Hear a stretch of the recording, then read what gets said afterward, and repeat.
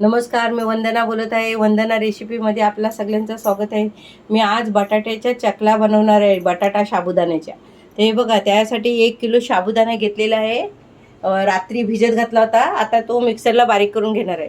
आणि हे 3 किलो बटाटे घेतलेले आहेत, ते किसणीने किसून घेतलेले आहेत. आता हे बघा, 10-12 मिरच्या वळ्या घेतलेल्या आहेत, 1 चमचा जिरा घातलेला आहे आणि 4 चमचे मीठ घालणार आहे.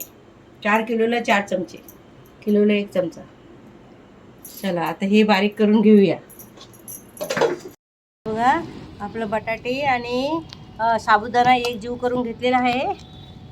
आता आपल्याला त्याच्या चकल्या पारून घ्यायच्या आहेत. 10-12 मिरच्या बारीक केल्या, त्या तुम्हाला दाखवल्याच होत्या, त्या एकदम बारीक करून घेतलेत. आणि 1 चमचा जिरा टाकलेला आहे आणि 5 चमचे मीठ घातलेलं आहे.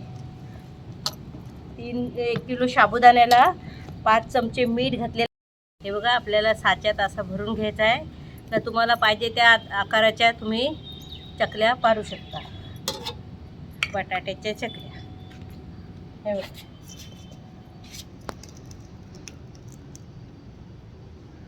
बारीक मोठ्या तुम्हाला जशा पाहिजे तशा तुम्ही पारू शकता.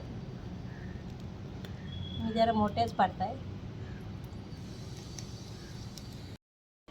हे बघा, आपल्या चकल्या पण छानपैकी झालेल्या आहेत, फुलून तळून तुम्हाला दाखवत आहे. माझ्या चकल्या तुम्हाला आवडल्या, माझी रेसिपी तुम्हाला आवडली तर माझ्या चॅनलला लाईक करा, सबस्क्राईब करा, बेल आयकॉनला क्लिक करा.